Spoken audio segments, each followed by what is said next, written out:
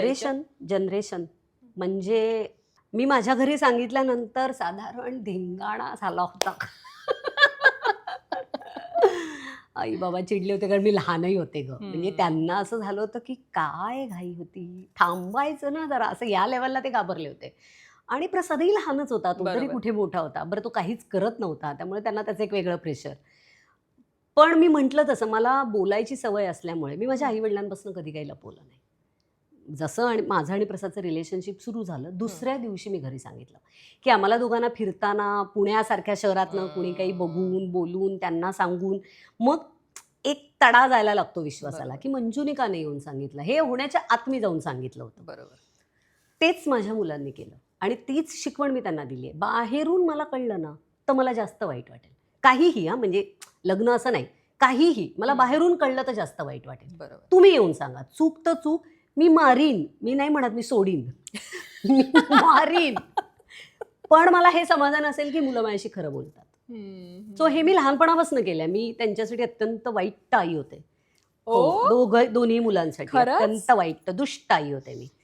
तर फटके, हा फटके फटके. आता काय बोलशील बाई, फटके बिटके, आता तर हे बोलणं पण पाप आहे. म्हणजे मुलांना मारणं वगैरे हे आता ही कल्पना आली डोक्यात तरी नाही हो, मला पण घरी बोललं जातं आम्हाला टीचरही मारत नाही. हो, टीचरही बिचारा. मी म्हणजे आता सगळे नियम आले, शाळेतही मारबीर खाल्लाय ग. म्हणजे आपल्या आई वडिलांनी तो किती मला, माझे वडील मला हो सांगायचे पेताच्या छडीनी मारायचे बिरायचे बाबांना. विकत आणली जायची पट्टी आणि हे मार्केट मधनं त्याच्यासाठी. मला तर घरात तू म्हणशील ते हत्यार वापरलं गेलंय लहानपणी. म्हणशील ते बेल्ट आणि लाटणं बिटणं, म्हणजे फुरसतीत मार खाल्लाय मी पण. म्हणजे त्या कम्पॅरेटिव्हली परत एकदा बोलणार, जनरेशन बदलली, त्या कम्पॅरेटिव्हली मुलांना कमी मारला मी, पण मारलं नक्की. मी म्हणत नाही मी हात नाही लावला, डेफिनेटली मारलं. प्रसादने त्या दोघांना कधीच हात नाही लावला, आजपर्यंत बोटही लावलेलं नाही. पण प्रसादने असं बघून, प्रसादच्या बघण्याने फरक पडतो, कारण घरी क्वचित ना बाबा, जो माणूस घरी कमी त्याचा रुबाब घरात असतो. आई आपली आई आहे. आपल्या आडवी इतकी पूर्ण हाऊसवाईफ होते की पूर्ण वेळ घरात तुला माहितीये का? आणि मुलांना मारलं ना, म्हणजे वडिलांनी मारणं आणि आईने मारणं यात फरक असतो ना. म्हणजे त्यांना वडिलांचं लगेच मनावर घेतात, आईचं नाही, वडिलांचं लागत पण नाही, लागत नाही, आईचा हातही लागतो. आईची बाकीची फ्रस्ट्रेशन निघतात मुलांवर. आता मी ज्या वयाला आली आहे ना, तुम्ही आठवते तर की हो, माझ्या काही वेगवेगळ्या चिडचिडीचा पण कदाचित परिणाम एखाद्या वेळेला निघालेला असणार आहे. तर पण आता मगाचा प्रश्न आपला की मुलांनी मला तितकंच कम्युनिकेशन आमच्यात असल्यामुळे त्यांनी येऊन लगेच सांगितलं. तेव्हा जस्ट तो नोकरीला लागला होता, त्यामुळे मी त्याला म्हटलं की हरकत नाहीये, आपण पुढे जाऊया, फक्त आत्ता कामावर कॉन्सन्ट्रेट कर. ती पण मेडिकल करत होती, ती फिजिओथेरपिस्ट आहे. सो ती पण मेडिकल आणि मेडिकलचा अभ्यास भयंकर असतो. तिलाही म्हणलं व्यवस्थित शिकू देत, मग आपण कालांतराने ह्याच्यावर परत बोलूया. सो ती घरी येत होती, आम्ही सगळेच एकमेकांना ओळखीचे होतो. आणि मग जसं नोकरी लागली, थोडंसं कमवायला लागला, मग आम्ही विचार केला साखरपुड्याचा. पण घरी येऊन त्यांनी मला लगेच सांगितलं होतं. पण ते दोघेही आत्ताच्या जनरेशनमध्ये, आता परत एक मधला हे होता की मुलं खूप लेट लग्न करायचे, पण आता एक परत सुरू झालंय की 25शीत लग्न करायला सुरुवात झालेली आहे आत्ताच्या ह्याची. पण मला तुला हा प्रश्न विचारायचा आहे की असं आपण म्हणतो ना की अजून लहान आहे, म्हणजे आईसाठी मुलं लहानच असतात ना, मग कशाला आता एवढं लगेच जबाबदारी लग्नाची, नको ना, माझं बाळ अजून लहान आहे, म्हणजे माझा मुलगा अजून लहान आहे, असं असतं ना. तो प्रश्न नाही आला तुझ्या लगेच याची जबाबदारी लग्नाची म्हटल्यावर आलीच ना ग? नाही आला मला असं दोघांच्या पण नाही, दोघांच्या पण नाही आला, कारण मी आणि प्रसादने लवकर लग्न केलं. आणि मी तुला सहज म्हणजे एक बोलता बोलता सांगते, मला मोठा मुलगा जसा जर्मनीला शिकायला गेला आणि मग नोकरीला लागला, त्याला विचार कर कमी काही अनुभव वाईट आले असतील का. मुंबई सोडून तोही 18व्या वर्षी तिकडे गेला, एकटा राहत होता, कितीतरी वाईट अनुभव आले त्याचे त्यांनी त्याच्या पद्धतीने ते डील केले. त्याला एक दिवशी मी असं म्हटलं, अरे सांगितलं का नाहीस, म्हणजे काहीतरी प्रॉब्लेम झाला. आणि म्हटलं, अरे सांगितलं का नाही, 4 दिवसांनी सांगतोय. तो म्हटला, एक तर तुम्ही तिकडनं काय करणार होतात, बरोबर, मलाच सॉल्व करायचा होता. आणि तुम्ही पुण्यासारख्या शहरातनं सोडून मुंबईसारख्या शहरात येऊन जर याच वयाला तुम्ही सेटल होण्यासाठी धडपडलात, तर माझ्यासाठी पुण्यावरनं मुंबई आणि मुंबईवरनं आता 2018, 19, 20 मध्ये जर्मनी, अंतर खूप आहे, नाही असं नाही, पण एक देश सोडून दुसऱ्या देशात जाण्याचा स्ट्रगल माझ्यासाठी पण अनुभव दे ना. मला पण माझे प्रॉब्लेम सॉल्व करायचा प्रयत्न करू देत. अडचण आली तर तुम्ही आहात. सो ही मॅच्युरिटी त्याच्याकडे असल्यामुळे मला हे प्रेशर नाही आलं की लवकर लग्न करते. मला माहिती आहे तो अत्यंत जबाबदार मुलगा आहे. तो एका व्यक्तीची जबाबदारी घेणार आहे. ज्या व्यक्तीची जबाबदारी घेणारी ती व्यक्तीही जबाबदार आहे. बरोबर. सो मला असं नाही वाटलं आणि तो असं बोलता बोलता म्हणला होता की म्हणजे जेव्हा शिकत होता तेव्हा म्हणला होता, मी जर वेळेत सेटल झालो ना तर मी लग्न लवकर करणार आहे. मी तुमचा आदर्श डोळ्यासमोर ठेवीन की वाह! मुलं करेक्ट वयात आणि ते एक महत्वाचं असं म्हणजे तो तुम्ही बोलला आता होता खरंच त्या म्हणजे जे तू म्हणतेस की सुनेनं एंगेजमेंटच्या पार्टीत असं म्हटलं की ही सासू आहे काय, ते लोकांना तोच प्रश्न पडला असेल ना, की कारण थकलेले असतात आई वडील. नंतर मग लग्न उशिरा झाली, त्यांची मुलं लेट आणि मग त्यांच्या लग्नांमध्ये अक्षरशः आई वडील थकलेले म्हणजे अर्थात त्याच्या मागे खूप वेगवेगळी कारणं आहेत. हम्म. आपण असं काय म्हणू जनरलाइज स्टेटमेंट नाही करू शकत आहे की लग्न लवकरच करा. अनेक वेगवेगळी कारणं आहेत त्यामागे. पण मला असं वाटतंय की जर काही इश्यू नसेल, जर सगळं व्यवस्थित होत असेल तर लग्न लवकरपेक्षा करेक्ट वयात करा. करेक्ट वयात सगळे डिसिजन घ्या. जर ते डिसिजन घ्यायचे असतील तर, ते डिसिजन्सच घ्यायचे नसतील, ते मला लग्नच नाही करायचंय, फाईन. आता हा पण ट्रेंड आहे ना की मला लग्नच नाही करायचंय, मला मुलंच नको आहे, तो ओके, तो त्यांचा डिसिजन. हां, म्हणजे ते तुमचा डिसिजन आणि त्याला आपण रिस्पेक्ट दिला पाहिजे आपल्यासारख्या जनरेशननी.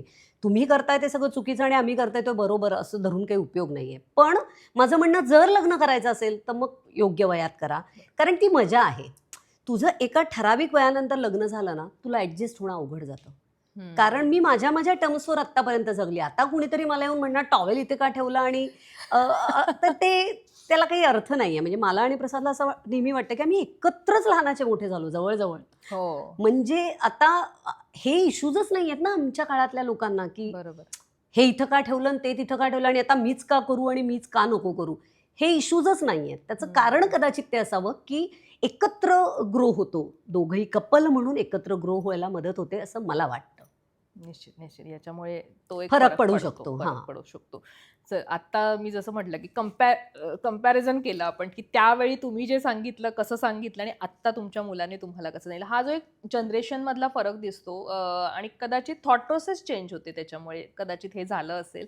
पण तरी पण प्रसाद आणि तुझ्यात बोलणं झाले का दोघांमध्ये की मुलाला नाही सांगायचं, आपण दोघांनी एकमेकांशी तुम्ही कसे बोललात की बाबा मुलगा आता लग्न करायचं म्हणतोय, तर एक असं ना आई वडिलांमध्ये पण एक चर्चा होते, आपण ते एक दडपण असतं कदाचित किंवा काय एक नवीन प्रवास असतो, त्याची उत्सुकता पण असते आणि जसं मी म्हटलं दडपण पण असतं. तर तुमच्या दोघांचा जो एक प्रवास आता नव्याने सुरू होणार आहे, ज्याची इथून प्रोसेस सुरू झाली आहे, पण ते बोलणं कसं होतं तुमच्या दोघांमधलं? कारण प्रसाद तसं बघायला गेला तर पण आता बिझीच आहेस, पण तो ऍक्टिंग जास्त बिझी आहे. हो, मी आणि प्रसाद बोललो, अर्थात बोललो, घरात कार्य ठरल्यामुळे.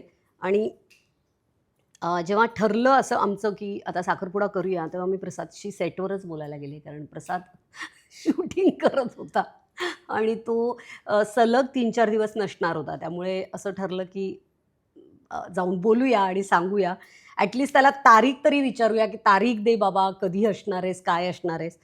त्यामुळे त्याच्याशी बोलायला गेले. तू तसा काय म्हणूया, आपण म्हणतो पण की मुलीचं लग्न ठरलं की बाप हळवा होतो, मुलाचं लग्न ठरलं की आई हळवी होते. पण मला असं वाटतं की घरातल्या मुलांचं, मुलगा असो किंवा मुलगी, लग्न ठरलं ना, दोन्ही आईबाप हळवे होतात. कारण एक काय म्हणू, आयुष्यातला एक अत्यंत महत्त्वाचा टप्पा आहे ना तो, की मुलगा आता कुणाचा तरी नवरा होणार आहे आणि आपल्या घरात एक व्यक्ती येणार आहे आणि आता बापरे हा एवढा मोठा झाला, ह्या सगळ्या भावना त्याला डोळ्यात पाणी आलं एकदम. रिकॅप होतो त्याला डोळ्यात पाणी आलं. आणि जो प्रश्न मला अनेकांनी विचारला तो त्यांनी मला विचारला, लवकर नाही होते जरा? मी म्हणला नाही, पण त्यांनी दोघांनी ठरवलंय की करूया. सो लग्नाला अजूनही तसे 1-1.5 वर्ष आहे, त्यामुळे 27 होईलच तोपर्यंत तो. पण 25व्या वर्षी आपण साखरपुडा करूया का असं मी त्याला विचारलं की तुला वाटतंय का? तर तो म्हणला हो, आम्हाला दोघांनाही असं वाटतंय की आता करूया. तर करूया आपण, चला. तर तो म्हणला ओके, दोघंही शुअर आहेत. म्हटलं तू 4 दिवसांनी घरी आलास की जरा बसून परत एकदा बोलूयात सगळे. मग आम्ही सगळे कॉलवरच चालले, कारण तो तिकडे असल्यामुळे बसून बोलण्यासारखं असं काही. पण अर्थात प्रसादशी माझं बोलणं झालं, जरा हळवा झाला होता. पण पण असंच ना ते तसं हे सगळं. आणि एक आता असं असतं ना की आपण एखादा म्हणजे आता सध्या आपण बघतो की सुना नॉर्मली वर्किंगच आधी पण तो एक जमाना होता की सुना वर्किंग होत्या, पण आत्ताचं वर्किंग हे अवर्स आपण बघता ते वर्किंग अवर्सच वेगळे असतात. होय होय आणि बऱ्याचदा तू असं ऐकलेस, कदाचित आपण ऐकून असतो की अनेकदा सासूने जरी नोकरी केलेली असली तरी बऱ्याचदा ती 9 to 5 काइंड ऑफ केलेली असेल आणि आत्ताची जी सून आहे तिला तासांचे काही हे नसतील. बरोबर. सो ते असतात ना खटके. आम्ही पण नोकरी केली आहे. नाही, That खटके was असतात का नाही मला माहित नाही. हा. आमच्याकडे मी जेव्हा सून होते माझ्या सासूबाई नोकरी करत होत्या, शिक्षिका होत्या त्या. आणि त्यांचा पण 9 ते 5 असा जॉब नसायचा. त्या 2-3 शाळांमध्ये गाण्याच्या शिक्षिका होत्या. त्यामुळे त्या 2-3 शाळांमधनं जाऊन दुपारी असायच्या घरी, पण त्या नोकरी करणाऱ्या होत्या. म्हणजे माझी आई काय माझ्या सासूबाई काय त्या काळातल्या ह्या बायका जेव्हा अशा इंडिपेंडंट काय म्हणू बायका होत्या ना, हे ऐकायला खरोखर भारी वाटतं आता. सुदैवाने म्हण किंवा म्हणजे अनेकांना ते दुर्दैव वाटेल, पण मला काही ते दुर्दैव वाटत नाही की आमचं लग्न झाल्यानंतर हा मी घेतलेला निर्णय होता की मला घरी राहायचंय, कारण प्रसादचं क्षेत्र असं होतं की तो अजिबातच वेळ देऊ शकणार नव्हता. त्यामुळे मी घरी होते. त्यामुळे मी नोकरी केली नाही. मी मुंबईत आले तेव्हा नोकरी केली पहिली 2-3 वर्ष. जसा मोठ्या मुलाचा जन्म झाला मग मी नोकरी सोडली. त्याच्यानंतर मी पूर्ण घरी होते. त्यामुळे मला हे ऐकायलाच नाही मिळालंय. त्यामुळे